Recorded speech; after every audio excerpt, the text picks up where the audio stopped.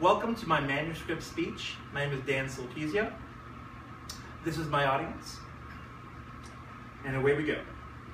We are here today to present a very special award to a very special young lady.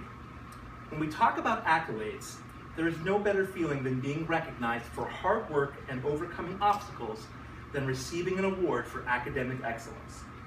This young lady exemplifies what overcoming challenges and obstacles is all about. In my opinion, she is a role model for other students her age who strive towards high academic goals. To truly appreciate this moment, it's important to learn about her path to where she is today. From the very first moment I met her, Kayla Sulpizio, I knew she would be a force to be reckoned with. I held her in my arms as a newborn and whispered to her that the only tears she would ever cry would be tears of joy.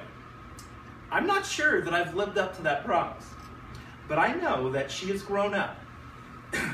As she has grown up, she has become as tough as they come and as resilient as anyone that I have ever met.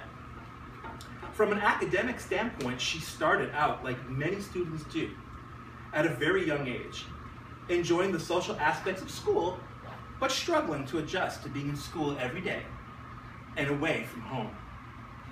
At first, she was shy and a little introverted, but as the school years went by, she learned to show that Sulpizio personality and became much more socially involved, making friends and enjoying their company.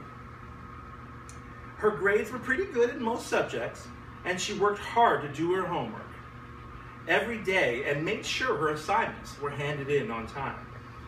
There was one class, though, that from the beginning she wanted to just beat up on before it beat up on her.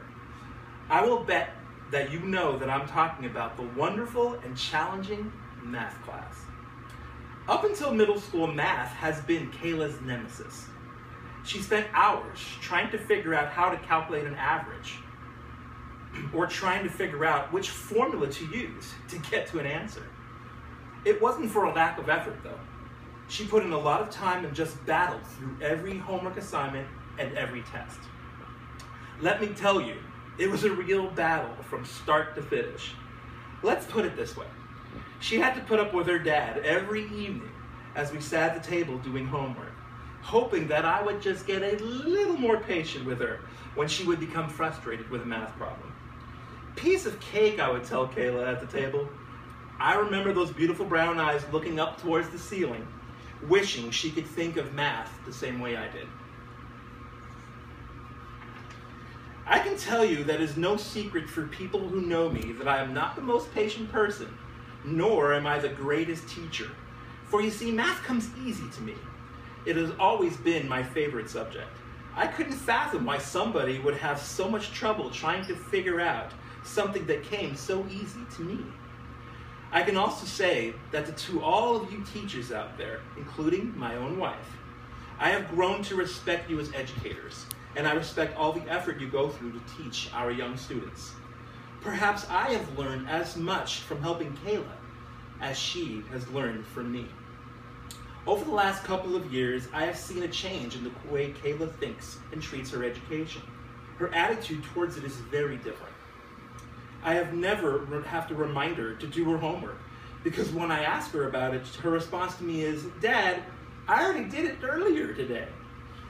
While many other children want to play, Kayla is busy studying and making sure that she has completed every last assignment. I guarantee you that she didn't get that from me, because at Kayla's age, I did not take school very seriously. Thank goodness she is like her mom, or I can't imagine where she would be today. She is truly totally different from the way I treated my studies. She shows considerable concern for getting good grades like no other child I have ever seen. I am not kidding you when I say she would actually cry for getting a B. That's how much she cares about her academic success.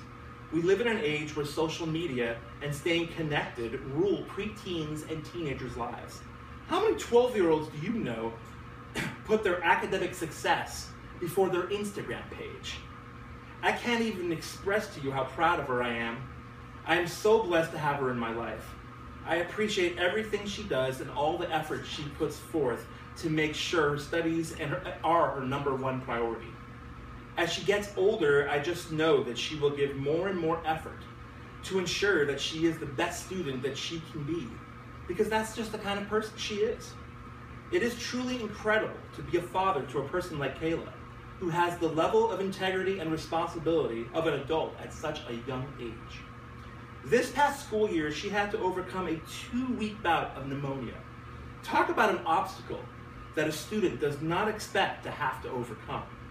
She worked overtime while she tried to recuperate from her illness to get caught up with the rest of her class, and not just in math, but in every class.